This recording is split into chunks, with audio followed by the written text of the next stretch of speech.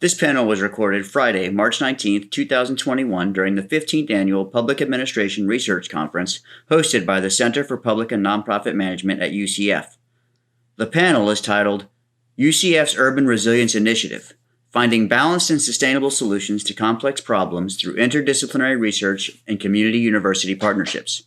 The panel is moderated by Dr. Gurt G. Hello, everyone. I'm Gurt G, Assistant Professor in the School of Public Administration at UCF.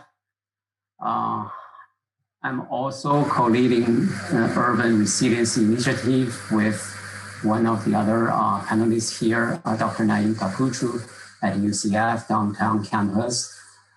So thank you for coming to this late afternoon session panel.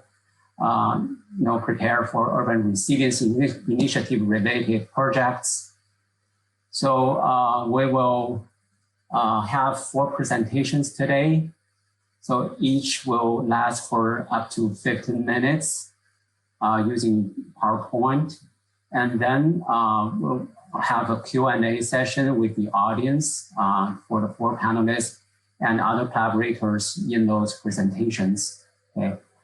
We kindly ask you to hold your questions to the end of the 4 presentations, and then we will turn to another coordinator, Brittany here, a student helper. Thank you for monitoring that Q&A session. Okay, so before the presentations, I would like to have Brittany and the presenters to introduce themselves a little bit, so you'll get to know us. Okay, Brittany, please. Hi, everyone. My name is Brittany Bannister. I am a current student in the School of Public Administration. I'm a senior at UCF, about to graduate in 2 months, actually, and hopefully starting the MPA program in the fall. So I'm happy to be here. This is actually my first conference, and I've learned a lot. So if the presenters would like to take some time to briefly introduce themselves, the floor is yours. Oh, I forgot to mention Takli Ahmed, our wonderful academic assistant in the School of Public Administration. So please, a few words. Hi, everyone. I am Takli. I work for the School of Public Administration. This is my 3rd year with the school. I work for Dr. Goodman and assist all the professors in the school. I work as an administrative assistant. Thank you. Thank you. And Dr. Yago Martin. Yago, please. All right. Hello, my name is Yago. I'm a former urban resilience postdoctoral scholar at the School of Public Administration, and I recently moved back home to my country in Spain, so I'm currently working at the University of Zaragoza, but I was involved in the beginning of the Urban Resilience Initiative. Okay, and Dr. Kapucu, please. Oh, hello everyone again. This is Naim Kapucu. I'm a professor of public administration within the School of Public Administration at UCF in downtown campus. I'll be with you momentarily. All right, and Jennifer. Good afternoon, everyone. Happy Friday. I'm Jennifer Rupert. I'm the Resilience Officer for the East Central Florida Regional Planning Council, leading the effort for the East Central Florida Regional Resilience Collaborative. Happy to be here. Thank you for joining the panel from your busy work. I think today might go into some other activities. I just learned from Chris that today is the first day of the college basketball season. So, and also everyone try to kind of squeeze out some time, maybe get at home soon. But I appreciate everyone, here attending this panel. So possibly this could be a break from your study, from your busy work, and at the end of the day, and before enjoying the weekend. All right, so we will start the presentations, just follow the schedule. And firstly, the Urban Resilience White Paper co-authored by a few folks here in URI. And I'll turn to Dr. Yago Martin for the presentation. Or can So you you see have my 15 minutes starting now, Dr. Martin. All right. So, well, I was going to self-introduce myself, but I already did that. So let's move on. So the white paper is called, the title is Urban Resilience, Building a Sustainable and Safe Urban Environment. It was developed by Naim, Kapucu, Gurt, myself, and Zoe Williamson, which is a graduate research assistant at the School of Public Administration. And I also want to mention that we have a Twitter account that you can follow here at UCF Resilience, and you can be in touch with us and follow the updates of the initiative. So beginning with the white paper, the objective of this white paper is to we can circulate this white paper after the presentation, is to introduce the reader to URA and to define the mission, the scope, and the approach.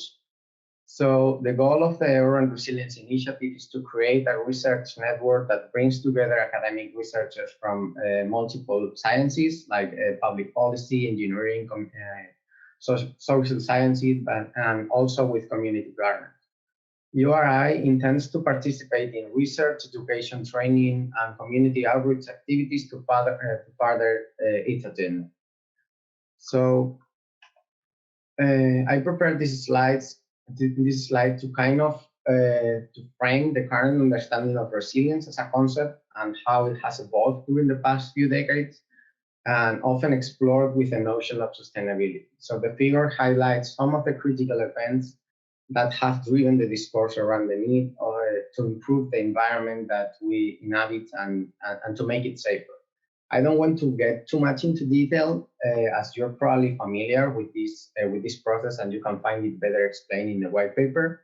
But basically, the discourse on sustainability began internationally in the 1960s and has continuously evolved over time, incorporating more topics and complexity. So let's see how the term sustainability and resilience have changed in the last few years, which is probably more interesting. So something that is worth mentioning is the increase in the use and application of resilience as a concept in comparison with sustainability. So you can see this steady climb of the term resilience. The term sustainability, as we saw in the previous slide, has several decades of existence, and it has maintained the importance in the international discourse. However, resilience is a much newer concept, and it's not until the mid-2000s when the term resilience began to gain relevance in the sustainability field and the urban environment scholarship. So the rise in popularity of the term is probably associated with the positive connotation that it has compared to other terms such as vulnerability when we talk about the urban environment. So something interesting is how the concept has gained traction during the last year, and we can see here that related to the spread of COVID-19, and it has surpassed sustainability as the leading term. To produce the white paper, we conducted a thorough literature review and highlighted the most influential definitions of resilience in different disciplines. Looking at the common threads and introducing our own approach, we defined urban resilience as the multidimensional dynamic process among stakeholders aiming to prepare and adapt the urban environment to absorb and recover from the external and internal disturbances and reduce urban vulnerability. So trying to break down this definition, it has two main components: the multidimensionality, which needs to be explored from an interdisciplinary perspective, and the involvement of the whole community and stakeholders, which highlights the importance of partnerships. Starting with the multidimensionality, we identify the following dimensions under the umbrella of urban resilience. The first one, the natural or environmental dimension, is the coupled relationship between humans and nature, which finds one of its closest interactions in the urban environment. So maintaining a breathable air, drinkable water, fertile soil, or healthy wildlife is a collective effort involving the multiple urban actors and policies at different levels. So we need to hear from biologists, physical geographers, urban ecologists, in order to produce and build urban resilience. The infrastructural dimension includes the buildings, the infrastructure, including support facilities, housing, schools, hospitals, bridges, roads, water supply, and so on. So urban resilience needs the input from engineers, architects, spatial planners, and other professionals responsible for the physical and technological urban infrastructure. The third one is the financial or economic dimension. The debate on urban resilience requires also incorporating one of these crucial aspects in any urban environment, which is its economic dynamism. It is therefore critical to integrate all economic assets and livelihoods in the community, and this includes different topics and aspects such as the employment needs, the business size and diversity, public and private wealth and patrimony, and so on. So we need to hear from professionals such as economists, business administrations, or urban or regional planners, because they all have valuable needs that are very useful to build urban resilience. The next one is the human and cultural dimension. And every urban area has a distinctive set of historical and cultural characteristics that shape the language competencies, the symbolism, and the belief systems of the citizens of the city. So understanding the role of this background is relevant for urban resilience. So here the work of historians, human geographers, journalists, or demographers needs to be considered. Lastly, the social dimensions. Cities are a place to connect with others and to develop social networks and a sense of community. So aspects such as volunteerism, religious affiliation, political engagement, social justice are very related to urban resilience. And here the work of sociologists and anthropologists or social psychologists is essential to build urban resilience. So this is why URI adopts an interdisciplinary approach and gives voice to researchers and practitioners and representatives from all dimensions involved in the resilience building process. So the initiative has brought together over 40 UCF scholars from several departments across campuses, including public administration, legal studies, tourism, engineering, computer science, and sociology. So URI aspires to be a meeting point, so kind of like a cluster of clusters that acts as an umbrella entailing the collective effort of all these scholars and stakeholders who work on different aspects of urban resilience. So the other main aspect of our urban resilience definition is the involvement of the whole community and the stakeholders. So building resilient cities is a shared responsibility involving the recognition of different types of knowledge beyond the formal academic scholarship and integrating both bottom-up approaches and top-down strategies. So the involvement of a diverse group of stakeholders and community partners in the resilience debate builds trust within the community and shares and distributes the responsibility of the city's fate. So we identified the following sectors. We have 6 sectors here, starting with the public sector, meeting the objectives of urban areas to strengthen their resilience needs a full and functioning integration of different vertical and horizontal levels of the government. So we need to hear from the federal national government, the state, the county, the city.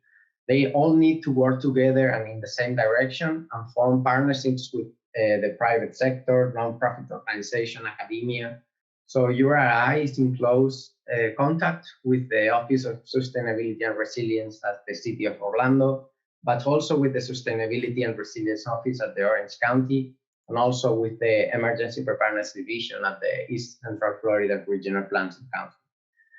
The next sector is the nonprofit. Nonprofit organizations are very different, and they range from global non-governmental entities, such as, for example, 100 resilient cities, to small or local neighborhood associations.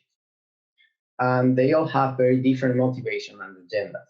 But the importance of these organizations is key for urban resilience, and URI has been collaborated with different ones. For example, the Orlando Economic Partnership from the local, and the New Cities Foundation in Montreal, Canada, and it's planning to engage more organizations interested in building resilience. Next, the communication sector. The media has a very relevant position in society, and they have this dual responsibility of properly communicating the stories of success in urban resilience, but also reporting bad practices or situations in which social injustice or communities are at risk. So URI has worked with journalists, and some members have been recently featured in a journal called Science News.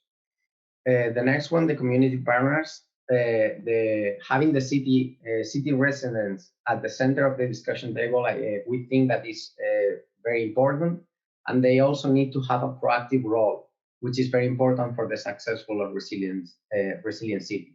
So partnering with the community does not just entail the outreach that we can all have, or we can all perform, but it's a true involvement in the discussion process. So the members of the community must be representative of the whole diversity of the population. So we need to hear from minorities, people with disabilities, the elderly, and other potential subpopulations that might be more severely impacted by shocks or stresses. The next one, the academic sector, we kind of already covered this one, but it's important to highlight that the education sector plays a decisive role, bringing the expert knowledge based on cutting-edge science, but also this is the institutions that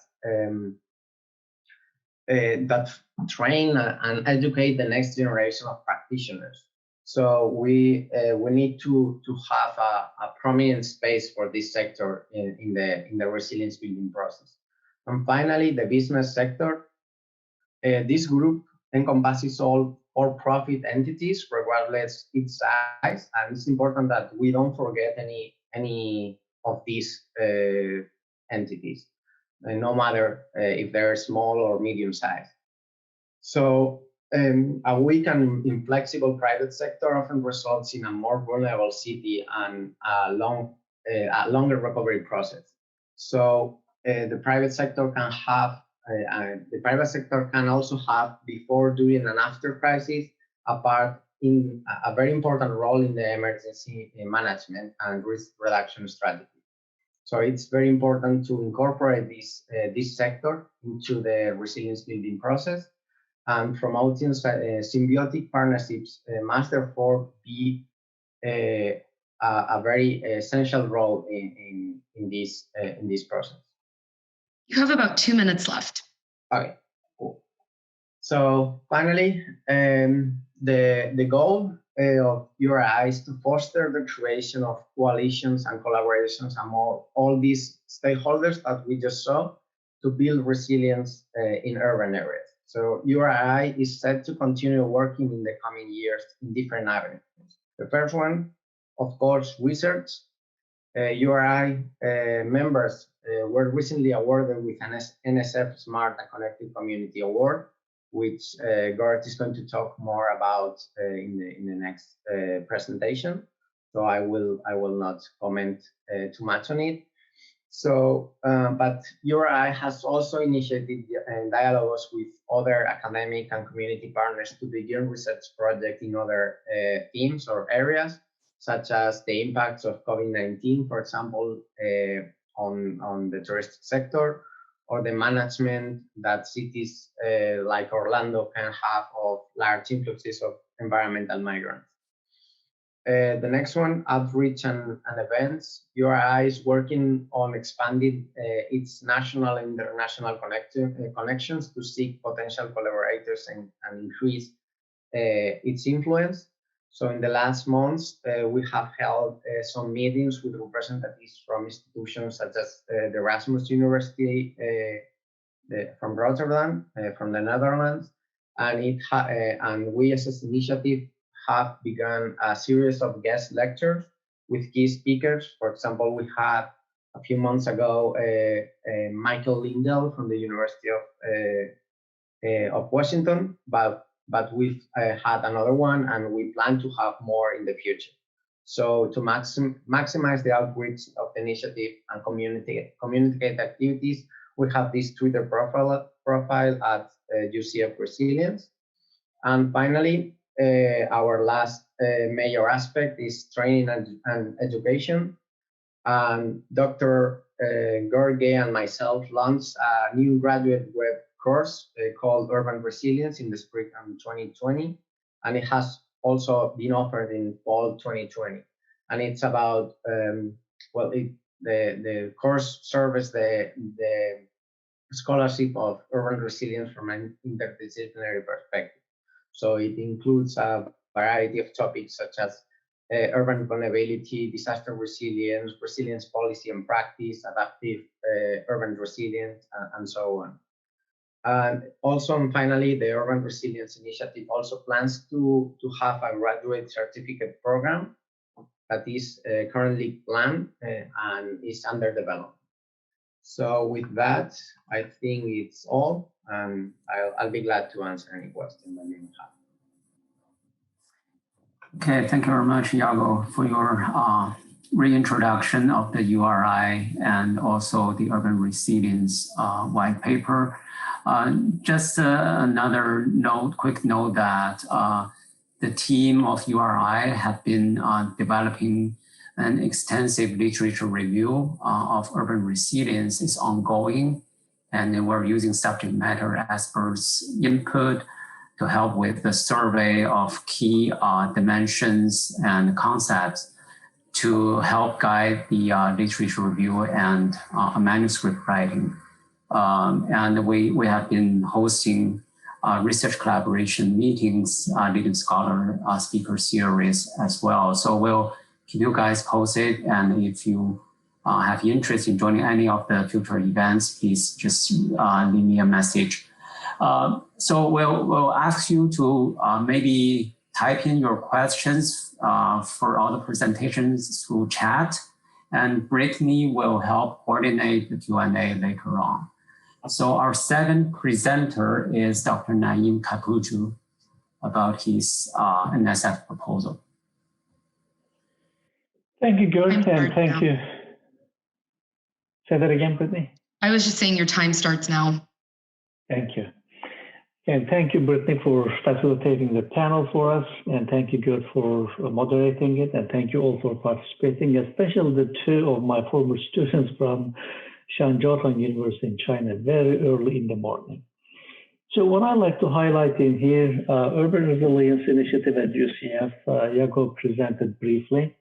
I'd like to highlight some examples of applications of network governance ideas in this very important policy domain, urban resilience, or resilience, broadly speaking. This is not an empirical research, but rather compilation of ideas in terms of future research and some potential frameworks we'd like to develop in terms of urban critical infrastructure resilience research. Some of the ideas are coming, as Gurt mentioned, from submission to National Science Foundation. The proposal is still pending. We are hopeful that we will receive it. And of course, the interest in urban resilience is nothing new, but the move to UCF campus downtown increased our interest. in terms of building this the research idea cluster initiative, working closely with our community partners in Orlando and Central Florida, and develop some international connections as well with the centers and individual researchers who are interested in urban resilience, similar to what we do at UCF, both in the community as well as at the university. This is also the topic I submitted to Fulbright Scholarship to investigate more urban resilience in Australia, and I'm very hopeful that I will get the final results announced in May, so I will have a chance to build networks as well as learn the way the resilience understood and operationalized in the country, as well as a couple select cities in Australia. This is a collaborative initiative between Professor Ho, Professor Sadiq within the School of Public Administration, and Samir Hassan from the Department of Civil, Environmental, and Construction Engineering at UCF. Again, I will briefly highlight the need for resilience, especially from governance and policy perspective, specific emphasis on urban resilience, as this topic is extremely broad, and focus on network perspectives with interconnected systems and applications of network governance, with a conclusion with a framework we plan to develop and highlight some potential future research. A need for resilience. I don't think we need to provide too much data as we go through COVID-19, unfortunately, in the country and around the world. My decision was, I believe I mentioned this to several of you in the Zoom, that I did not really have any intention to do any research on emergencies and crises after my dissertation on 9/11, 2001. The dissertation was on federal organizations, the way they coordinated their efforts in dealing with this major crisis caused by an act of terrorism. But unfortunately, we've seen a lot of disasters in Florida, 2004, 4 hurricanes less than 5 weeks, a lot of other terrorist activities around the world, in the UK, in London, Madrid, Spain, and you name it. And we've seen tremendous increase, unfortunately, for a variety of reasons: climate change, cultural changes, cultural issues. We've seen substantial increase in man-made disasters as well as natural disasters. And we've seen probably something extremely unique and global, COVID-19. So we don't really need justification that we need more emphasis on resilience and resilience infrastructure. But resilience is defined broadly, and it's really difficult to measure. So the way we use crises and disasters as a shock, external pressure, so we can test the system if the system is actually resilient or not. We've seen substantial issues uncovered from COVID-19, but we've seen a lot of other issues uncovered with other social unrest.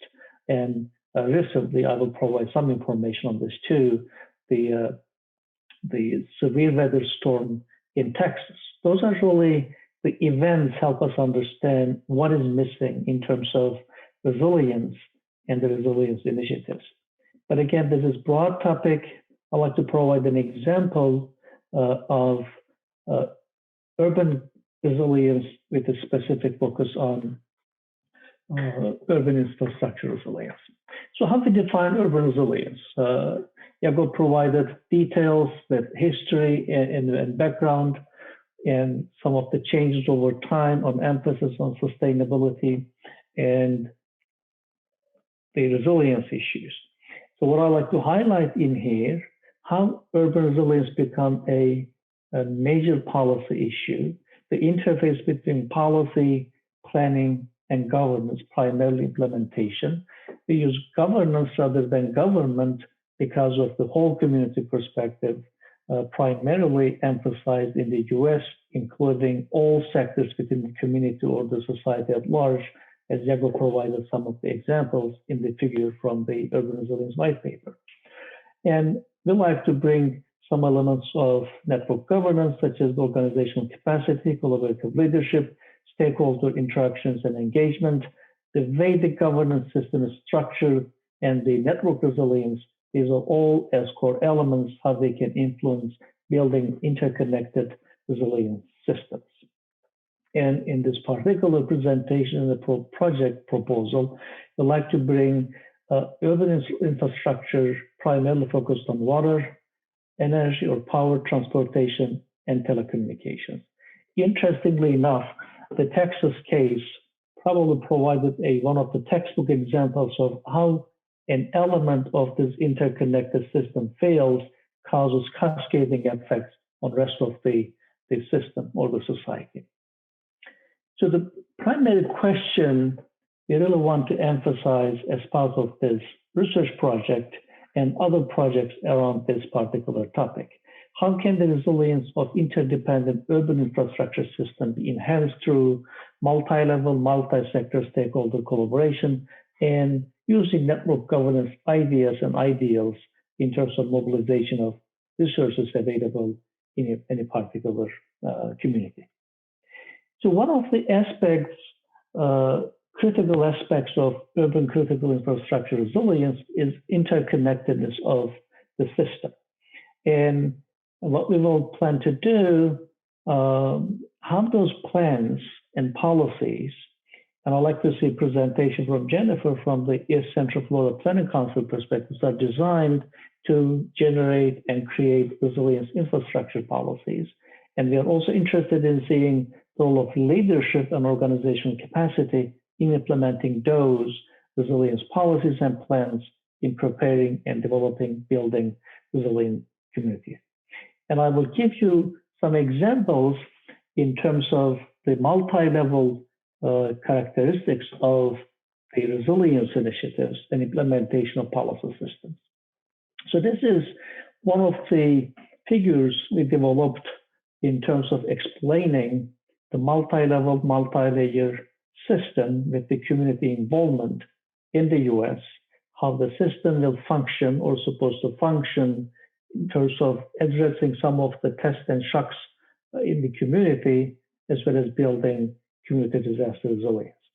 So we have the elements of organizational capacity, organizational attributes, community capital, primarily focused on the diversity, social and economic capital, and external factors such as the macroeconomic issues, the social environment, and the political factors, and the support from the political leadership.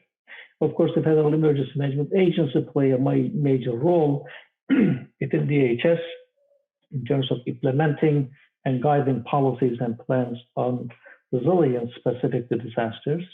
And we do have similar structure in every state, as well as mainly local government at the county level, and with their partnership with nonprofit private sector organizations.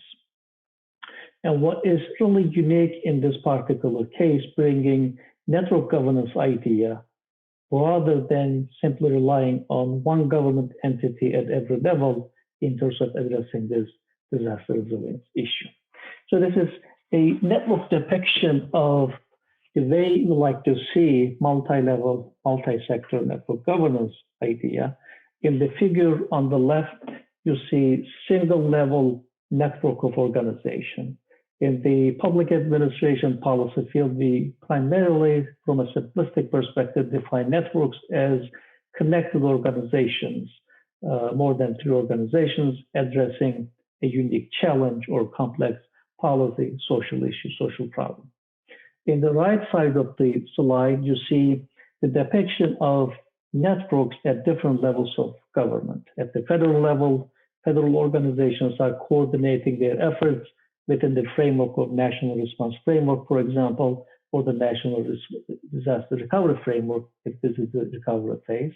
And we see something similar at the state level based on certain policies and frameworks, such as the Comprehensive Emergency Management Plan. And the local level, they do have some similar arrangements in terms of mutual understanding, shared goals, shared operational structures in addressing a substantial disaster response issues or recovery issues. But what is unique, again, from our perspective, with the network governance perspective, we do bring informal elements to it. There's discussion in the disaster management literature in terms of emergent networks, but we don't study too much within the formal public administration policy perspective, how we can bring those interpersonal or emergent elements of networks within the structure. And other core questions we discussed try to understand how the network, successful or unsuccessful at the highest level, will potentially impact network development, formation, implementation at different levels of government. You have about 4 minutes left. Oh, thank you. I don't want to spend too much time on this. There was a substantial disruption in 2004, I briefly mentioned, and a substantial disruption in Central Florida during 2017 because of Hurricane Irma, and more than 1 million customers lost power. And because of power loss, a lot of other issues came in because of interconnectedness of the system. And the Texas, that was really, again, a textbook case. This is mostly anecdotal. We didn't do systematic research in the Texas case. But again, the major issue was the state is not linked. There was no redundant grid system in the state, and the grid system lost control of power supply. And then almost half of the state actually lost the drinking water opportunities. And unfortunately, both the governor and the Texas Division of Emergency Management failed provided updates, regular updates, and information. And they actually referred back to social media and Google, but people did not have internet access, unfortunately. And we still don't know number of deaths from the extreme event.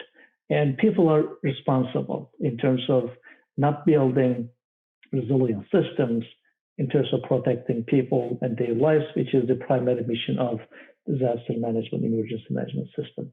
So this is just a brief depiction, again, initial data collection to see the Twitter accounts, how many actually posted in different parts of the state in terms of power loss and other potential issue in terms of failure within the critical infrastructure system.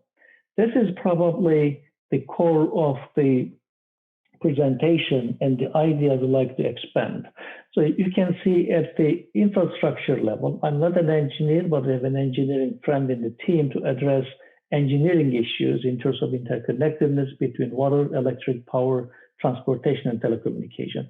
If you can remember from brief highlights from the Texas case, we've seen all four actually failed because of the failure in electric system.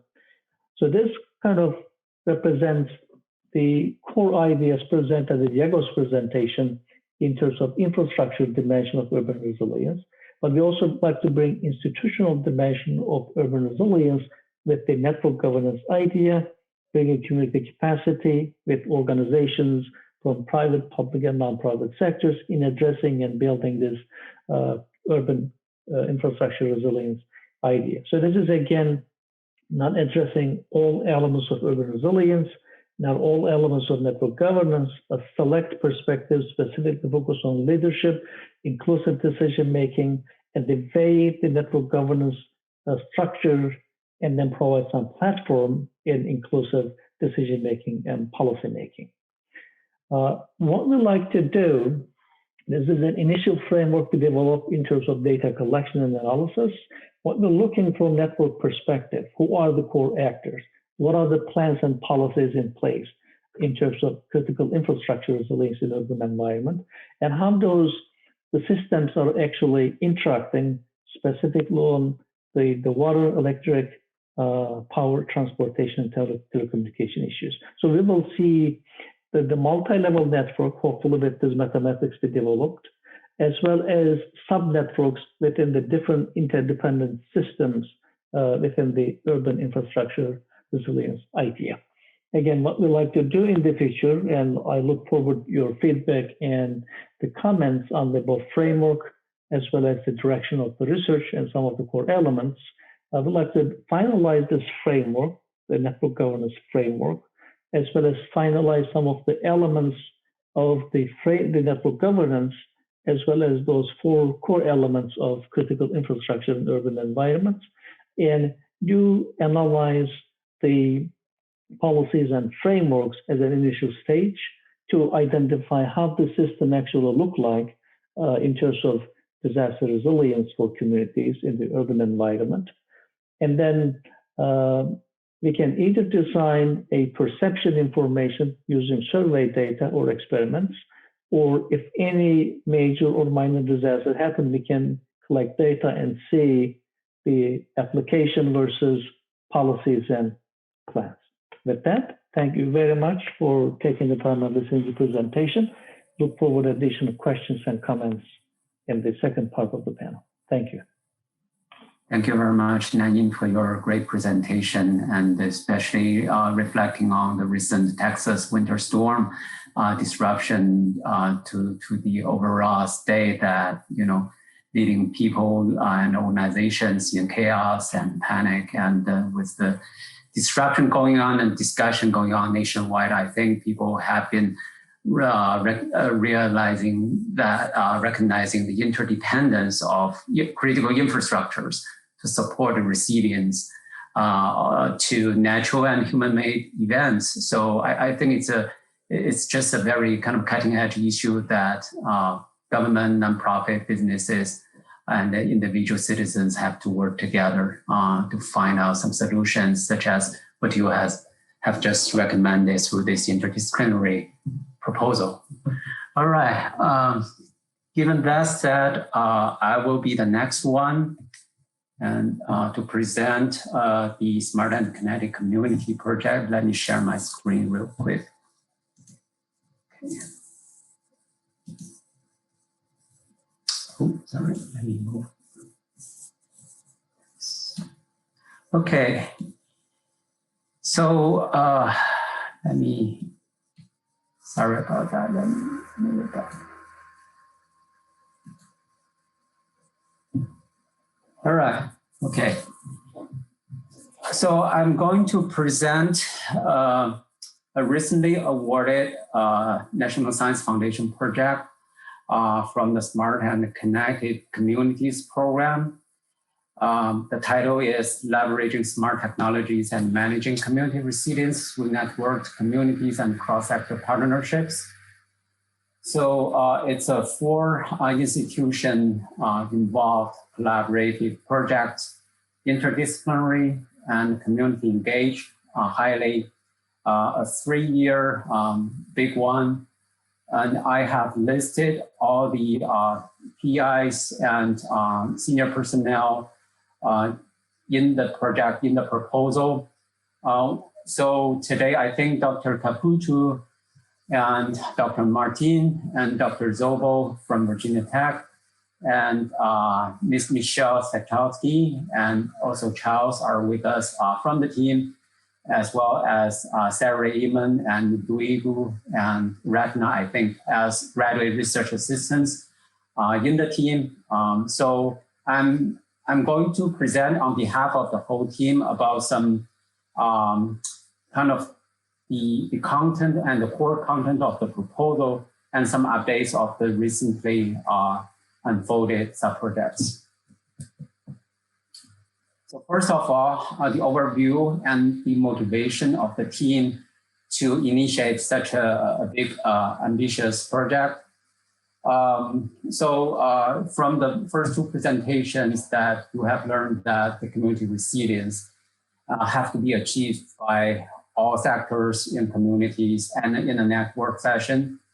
Well, this particular Smart and Kinetic Community program asks for integration of the social dimension as well as the technological advance.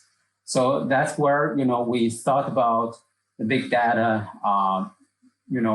need for a risk communication, emergency preparedness response to natural hazard, human-made disasters, and particularly looking at artificial intelligence assistance in the information technology sector, that new apps and the instruments that could be adopted by communities and organizations to enhance community resilience. Last but not least, we selected the East Central Florida region as our test bed to implement the whole project, which include 8 counties and 7 to 8 member towns and cities. 3 integrative goals here on the screen to kind of connect smart technologies with societal applications out of them. And also we look at the application of scientific research that can benefit the community and by their engagement. So it's a back and forth procedure that we can solicit input, also feedback to the design of our projects, so that to customize the community's need for risk communication in this region. And definitely this is a multi-ethnic, fast-growing region, and with tourism as our kind of the pole of industry, but also we are prone to many hazards, coastal hazards. And a lot of the cross-sector partnerships have already been established. For instance, the Seminole Heart, nonprofit public partnership for disaster relief. So we wanted to leverage those to achieve some integrated goals as well. Intellectual merits, looking at both the theoretical component as well as the methodological contributions. Okay. So firstly, this is an integrated framework, try to bring the technical piece, which is smart technologies, as well as the social component, community components, the connectedness into the overall resilience management perspective. So it's going to be a holistic approach. And we are also trying to compare community resilience functionality changes by some intervention of the team in the project, as well as maybe selecting some actual hazard event, for instance, major hurricane or the current pandemic as an intervention, but try to see how community resilience can change over time through these events. And also community resilience data depot, in short, PARC Square, is a central regional level data depository to share and integrate various kinds of resilience data among the sectors and to support real-time collective decision-making. I'll be talking about it shortly in another slide. So some methodological merits out of the proposal. So we're dealing with multiple types of data, behavioral plan policies and smart technology integrated into smartphone or building a website to archive the existing community level resilience plans, documents, policies. But also we are trying to figure out, some new ways to cross-validate data, for instance, the social media data from both the text and the images using machine learning algorithm technologies to support that cross-validation purpose. But essentially, we wanted to see how community resilience functionality could be modeled and could be simulated so that we can build some, indicator system to assess community resilience change. Well, this is a figure, either human shaped or perhaps like a plane. Try to kind of mimic the ideas that I just talked about, the 3 dimensions, technological, cyber, social, and community engagement, as requested by the solicitation of the program. And also the 2 big wings try to connect all the stakeholder groups together and looking at infrastructure, interdependency, connectedness. And the head of the person is really the 6 main aspects of evaluating community resilience. So that kind of bring up all the expertise from the team together, social scientists, engineers, and natural scientists, and as well as community partners, try to work together and try to create some new, methodologies and applications for risk communication. Broader impacts are manifested in community practice as well as education and training outreach. So we definitely wanted to leverage the existing resilience resources, partnerships, and the URI has great relationships. The School of Public Administration has been establishing great relationships, partnerships with communities and government, NGOs in the Orlando metropolitan area and East Central Florida at large. So I hope we can lift it up to the next level by implementing this project to enhance such partnerships. And also we noticed nationwide need for quantitatively evaluating resiliency increases by public-private partnerships. So some metrics are going to be built to assess those issues. Last but not least, the research design, assessing resilience changes will help decision-making across the sectors, and especially try to reach a real-time decision-making possibility utilizing the courseware interface to communicate risk, during and after a certain disaster event. So we have the UCF Emergency Management Homeland Security Urban and Regional Planning Program Advisory Board members. I think a few are here with us today. So that could be a great platform to outreach, to solicit input and also disseminate our research findings.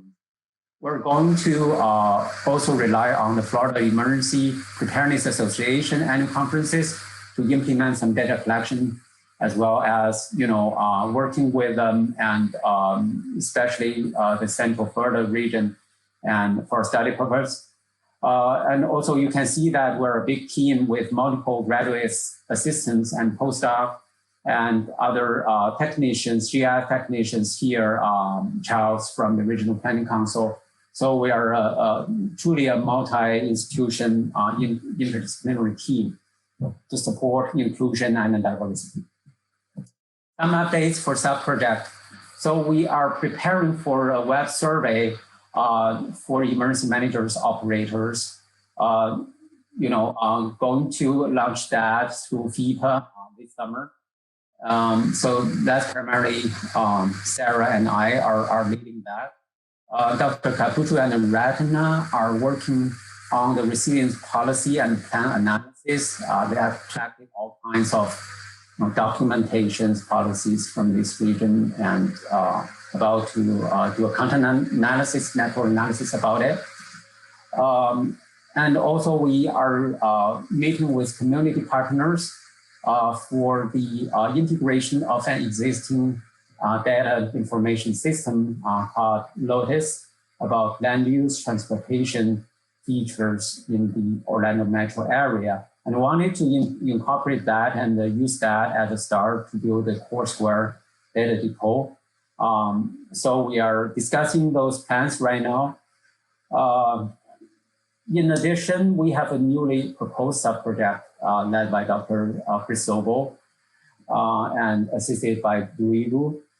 So it's a 311 data analysis in Orange County and Orlando metro area at large for non-emergency calls from citizens, especially before and during COVID-19 pandemic, coupled with the hurricane season last year, and try to figure out, the peak of the self-reporting, non-emergency cases, and to help with the overall project, try to expand the spectrum of our data type and the range of the longitudinal data as well. And we're also regularly assessing our project progress as well as the community engagement activities. Our next steps going into the second half of the year and the next year, we'll implement the web survey for emergency managers and operators through FIPA's assistance, and also the cross-sectoral social network analysis on the all kinds of resilience plans and policies, and try to kind of come up with a comprehensive understanding about the region's performance on resilience assessment, as many jurisdictions right now are conducting their own resilience assessment projects, especially at the county level here in the Central Florida region. So we'll be working on the website development for courseware led by Dr. Li Qiang Wang, a computer scientist at UCF, and his team, and also look into a smartphone app for public managers to use in some simulated or real-time fashion to report emergency data on real-time fashion. So that can perhaps change the current status of the Lotus data, which is static. So we'll add the real-time data to it and try to select a few communities or organizations to implement some pilot studies. Try to see how this real-time data collection can help with collective decision-making for evacuation, for shelter in place, and other purposes for logistics. And the longitudinal 311 data analysis is ongoing by Dr. Zobo and Duidu from Virginia Tech.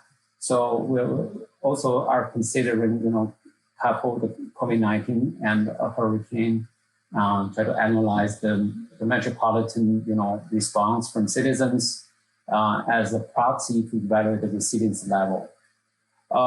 Perhaps next year in the FEPA annual conference, we'll conduct an in-house simulated drill led by Michelle from the Regional Planning Council and also Haizhong Wang, a transportation engineer from Oregon State University. So this in-house drill will be dealing with emergency managers and operators from public, nonprofit, business sectors, and with the pre-post survey with them, try to evaluate real-time risk communication by, injecting some scenarios for them to quickly come up with decisions or suggestions for protective actions. All right, that's about it. I'm looking forward questions from the audience. You are right on time. Thank you. Okay, thank you, Brittany. So we have just one more left, and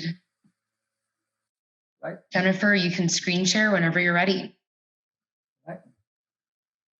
Great, thank you. Let's see. Appreciate the opportunity to come and speak with you all today. Again, my name is, let me get to the large screen here. Okay. Again, my name is Jennifer Rupert. I work with one of the 10 regional planning councils across the state of Florida. We're established, just a little bit of a background, as we're not directly an academic institution.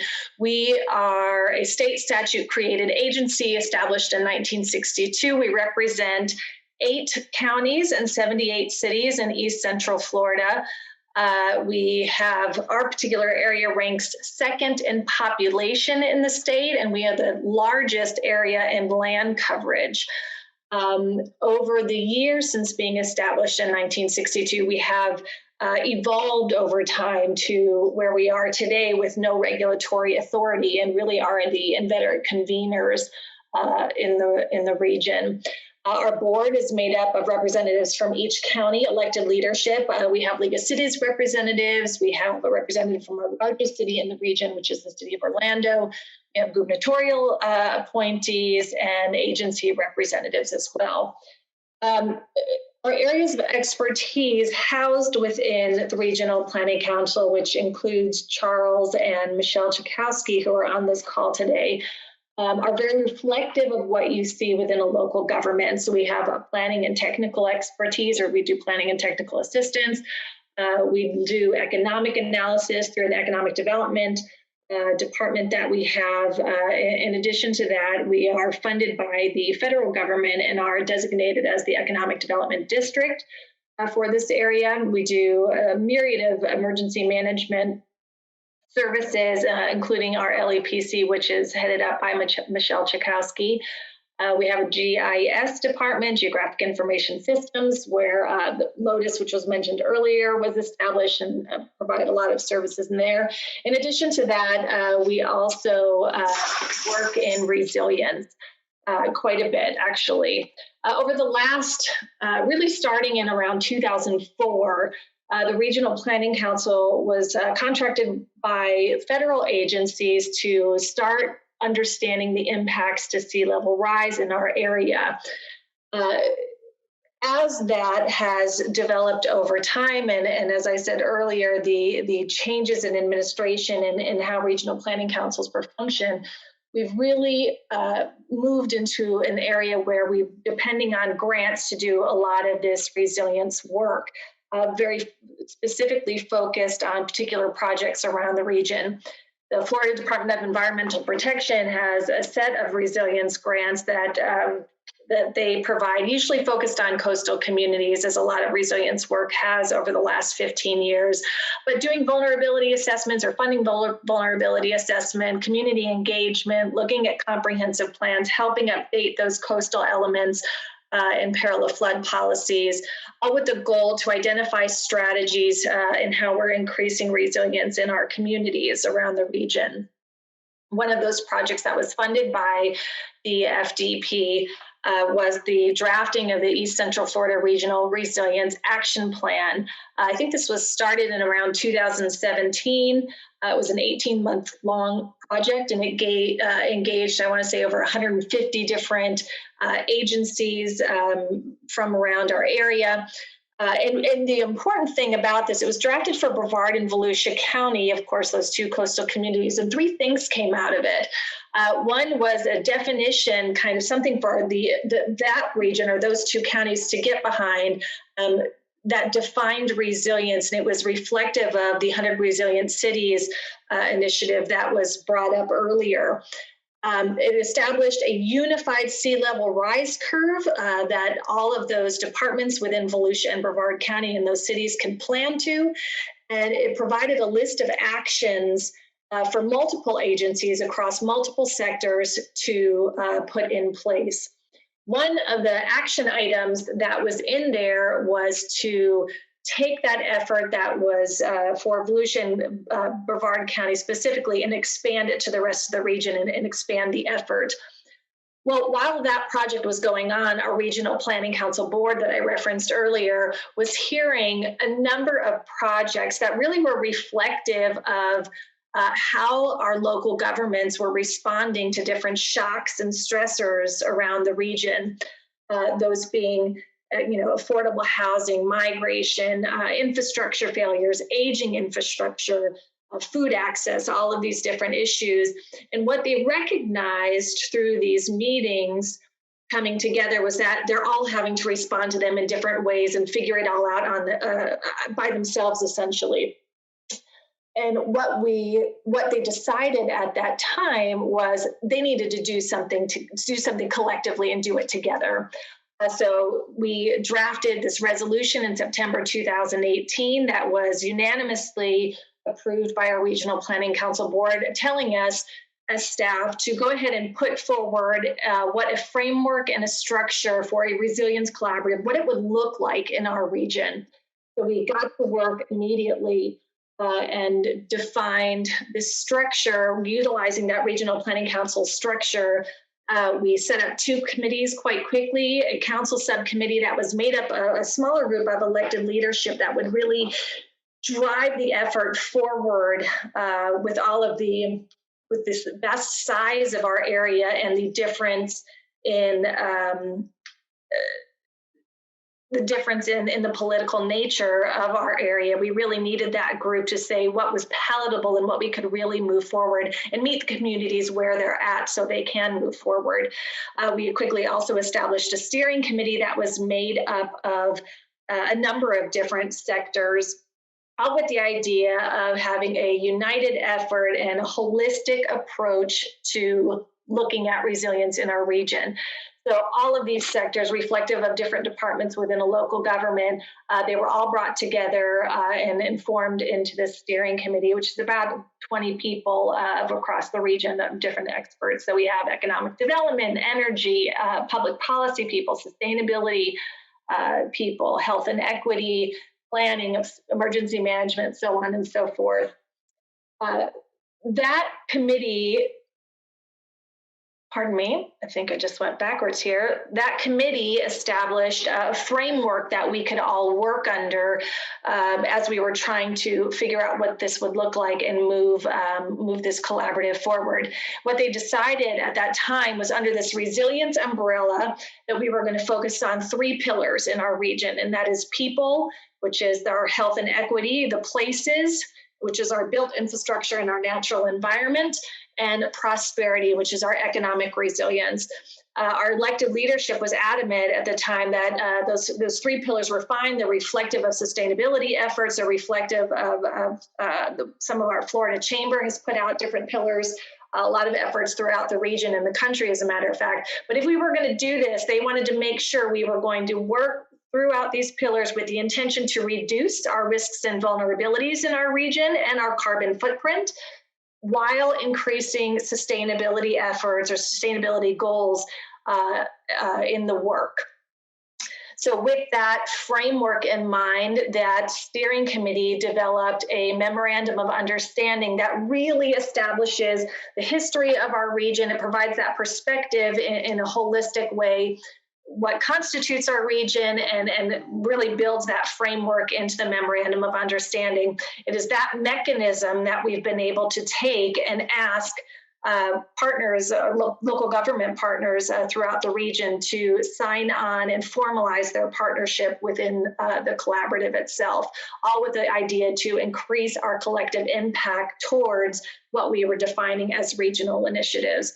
That memorandum was considered on May 15th by the Regional Planning Council, and it was a unanimous decision to move it forward. This is just a few pictures of our signing ceremony that we had. I think we signed on this date in October of 2019, 27 partners. The definition of resilience that we're working under is a little bit different than what was put forward by the RAP for Volusia and Brevard County, and it was tweaked just a little bit. And we're saying it's our ability to bounce forward, still consistent with that shocks and stressors, looking at those short-term shocks, like hurricanes and infrastructure failures, in addition to those longer-term stressors like affordable housing, the aging infrastructure, shifting economic trends, and climate change. And with that definition, we went, surveyed, and held various amount of workshops around the region to really understand how our local governments at that time were operationalizing resilience and what they were actually doing on the ground and what the needs were. So with that, we took the results of all of those surveys and those workshops, and basically the outcomes, or what we saw the needs were, became these technical advisory committees that you see on the right-hand side of the screen. So it is Risks and Vulnerability Technical Advisory Committee, which is essentially made up of all of the region's emergency management directors from not only our counties, a couple of our cities, but our hospitals, our school boards have emergency managers. UCF's emergency management director sits on that. So it's a committee to really coming together to understand how we're defining those risks and vulnerabilities in our region, and how we need to make efforts collectively to reduce those vulnerabilities. A greenhouse gas inventory was discussed, and so on and so forth, looking at infrastructure, how we're going to engage and build capacity with continued development with our knowledge sets. We have an Economic Resilience Technical Advisory Committee, which is made up of economic development leaders across our 8 counties, as well as a lot of businesses that sit on that to really try to understand how we can become more economically resilient. In addition to health and equity, which is really that people focus. The idea behind these technical advisory committees is very similar to how the URI is centered in creating a network or a collaborative ecosystem through engagement or strategic engagement in these technical advisory committees.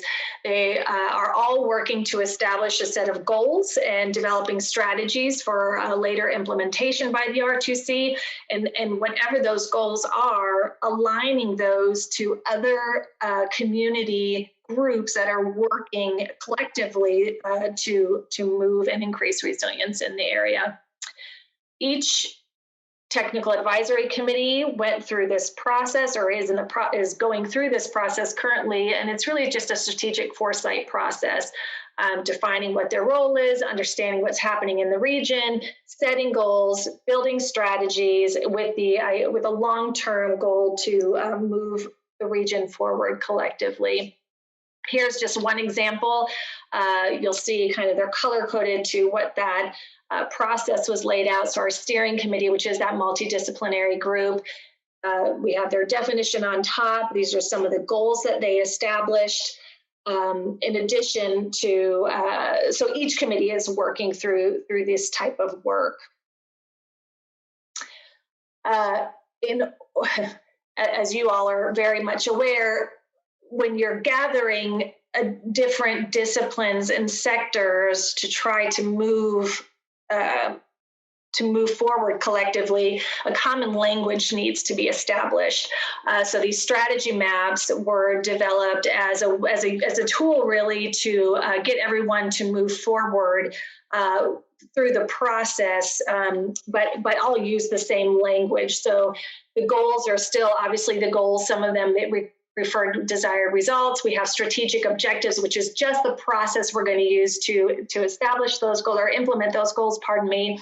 What partnerships we need to establish or what action steps we're going to take, the targets, tracking and measurements, and then we're also aligning them to the United Nations Sustainable Development Goals as we move forward.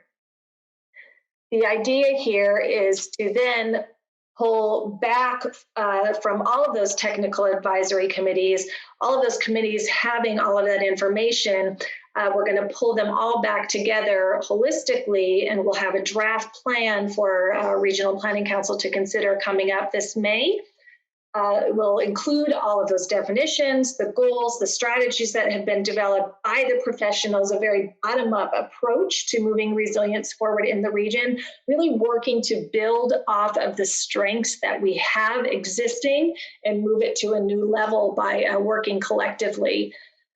All with the idea, really using the collective impact model through a number of different organizations to implement those results we're looking for. As of May, we'll be pivoting toward implementation of those goals, and we'll continue to seek funding and partnerships to move the needle on a lot of those issues. We have been up and running just about for a year and working to draft what this is going to look like. So we have our first summit coming up that I wanted to mention, which is going to be May 7th. And it's titled Finding Common Ground, People, Places, and Prosperity, obviously reflective of our pillars, and really that building capacity and finding that common language is the theme of this first year of work. I know I flew through that quite quickly, but today I'm happy to report we have 37 partners. We have 2 additional partners that are going to be signing on this week, as a matter of fact. So I'm pleased to, actually next week, I'm pleased to report we'll be up to 39 by the end of next week. With that, I'll hand it back over to you. I'm happy to answer any questions, and thank you for the opportunity. Thank you very much, Jennifer, for the updates for the R2C and a lot of the more new partnerships throughout this R2C that can impact the whole region for resilience enhancement as well. And great job, thank you. So I saw that there is a question in the chat box that has been taken care of by Dr. Kapucu. So either you guys can use the rest of the panel till 5:45 to ask questions in chat, or raise up your hand and Brittany will monitor that and coordinate the Q&A. Thanks, everyone. There is a question in the chat from Rachel, and she's asking if it's possible to ask the authors of the academic papers utilized in this presentation to share their papers with the New Orleans nonprofit and emergency response leaders for COVID. So if anyone's able to share their academic papers or anything that you'd like to share from today, please do so. maybe by sharing in the chat, or maybe Rachel can provide an email address to send to.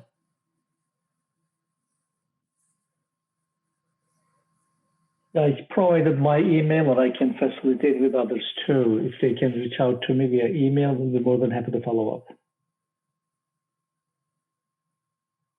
Yeah, Rachel, you're more than welcome to, I mean, you guys can use the next 15 minutes however you'd like. So if you'd like to introduce anything to the presenters or have any questions, by all means, this is open floor. Does anyone have any questions? Or actually, looks like I could see you, Rachel, so go ahead. Hi, can y'all hear me okay? Okay, I had a little bit of technical stuff earlier. Yes, so I have a master's of public health, and I also work with several nonprofits in the New Orleans area. I'm also a survivor of Hurricane Katrina. I evacuated to Houston, and we were just able to get some plumbing supplies over to a foundation over there.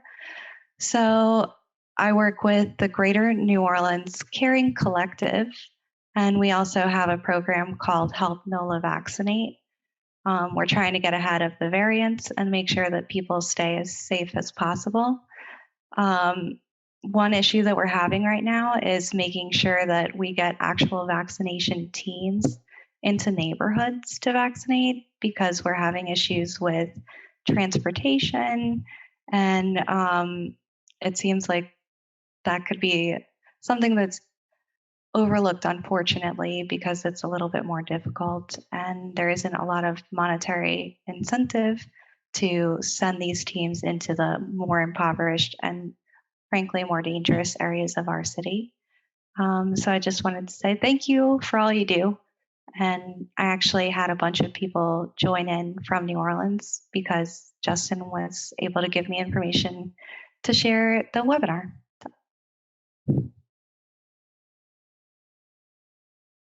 And I greatly admire the work of the Urban Resilience Institute.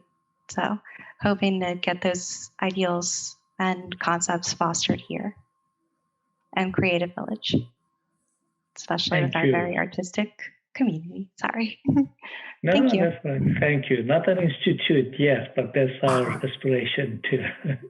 I consider it one. Yeah, It is we're to me. working towards that. And if y'all want to maybe foster a partnership with New Orleans, I can connect you with other organizations that are really interested. So. Absolutely. We do have good friends. John Kiefer at the University of New Orleans. I'm not sure if you know him. And there are a couple other friends at the universities we've been working in the past. Not yet. Very cool. John Kiefer, he's the professor and director of the Masters in Public Administration program. He has done a lot of research on emergency management issues. Okay, great. And Dr. Claire Knox is also from Louisiana, and she visited UNO last year as part of her sabbatical, and she will be a good connection as well. She's the director for emergency management programs at UCF. Oh, that's perfect. And I did some work through UCF for the Puerto Rico Research Hub last semester. I was a assistant fellow and worked on the podcast Lo Dijeron. So shout out to Dr. Rivera. Yes, Fernando is in the URI fellow list, and he's been actively participating in our meetings. So it's a small world. Yeah. I found his work and basically tried to get involved as much as I could with everything that I could. And I hope to apply to the PhD program over at UCF shortly. So you might see some more information from me soon. Look forward. Yeah, given I'm very active with the PhD program. I hope you would do that. Thank you. Yeah, given your research experience with the Puerto Rico Research Hub, I think, definitely we have some cutting edge issues to answer and to address. One of them was brought up by the city of Orlando's government, actually the mayor, and talking about environmental migration. that follows Hurricane Maria. So we received, I think both Orlando and Miami have received many new population from Puerto Rico and other Caribbean islands, territories and countries. And so that we are having some, methodological issue like censoring them and where they are, who they are, their needs for jobs and school and healthcare and everything. So that's a big question that some researchers may help, build some capacity. Actually, there is a subgroup from last year, I think, emerging from the URI network, try to work on some proposal with the CP, I think, to answer those migration or immigrants issues. So that's pretty related to what you have done with the Puerto Rico Research Hub here at UCF. Yeah, let us know if you apply for the PhD, and you can keep it posted for URI activities and SPA activities. I definitely will. It'll be a little delayed because I'm working on time-sensitive stuff with COVID to get ahead of the variants here, but I'll send you some preliminary information just so that you have some stuff to read, like writing samples and stuff. So. Sure. Looking forward. All right. Well, we have just about 10 minutes left, and this is certainly one of the largest groups I've been in today. I'm wondering if anyone in the audience has any questions for our presenters. We've gone through everything that's been written in the chat, so if not, I'm wondering if the presenters have anything that they'd like to add that maybe they felt they couldn't within the time constraints. I know 15 minutes wasn't really a lot, so if there are any finishing touches or interesting tidbits that you might have missed, we can use this time to discuss that as well.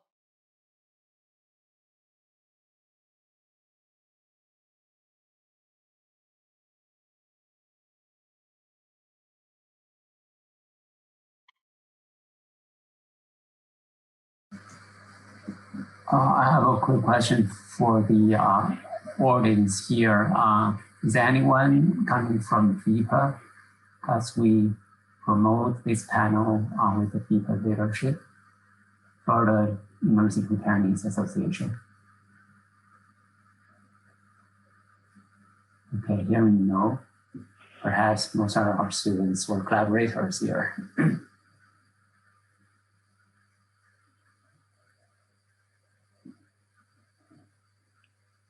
Just a quick note, Gurt. I have to leave in a minute or two. I need to pick up my son. He has some coordination with my wife, but I have to pick him up from his after-school activity. But I think this was a good conversation opportunity between the Planning Council and the university, and for the people who participated, see that what we plan to do and some of the way we can bring additional support from federal government through funded research, as well as how we can really utilize those policies and plans helping our communities in building capacity in terms of resilience initiatives. And I really look forward to working closely with Jennifer and everybody else, Michelle in the Planning Council, and the people in the emergency management and planning community as well. For some of you might not know, I'm no longer the director of the School of Public Administration. I stepped down after wonderful 5 years. I'm a full-time researcher in the faculty, so look forward to working with you more closely now. All right. Well, thank you, Naim, for your presentation today and a lot of the comments made for future development of URI. I just have one short thing to add. One of the people that I work with as a leader for a nonprofit is interested in a master's over with you guys, so I'll send his information too. And he went to University of Florida previously. So just to let you all know. Thank you. Yeah, sure. You can find the program information on our school website, where you can also find those program directors' contacts, or maybe sending them as well would be helpful. Okay, perfect, thanks. So, any other questions from the audience here, or is there any question from our two guests from China calling at the early morning.